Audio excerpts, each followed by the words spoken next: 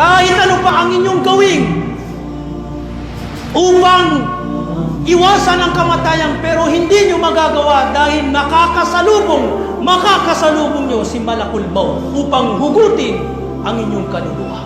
Innal qabr rawdatun min riyadil jannah aw hufratun min hufarin nar.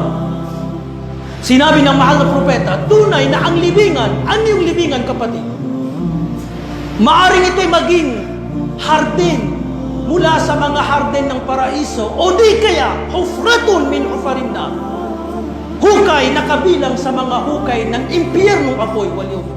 Ganito ang libingan, mga kapatid. Ito ang libingan, cover na kailangan natin pagandaan dahil katiyakan tayo ay makakaranas at ihahatid sa lugar na ito.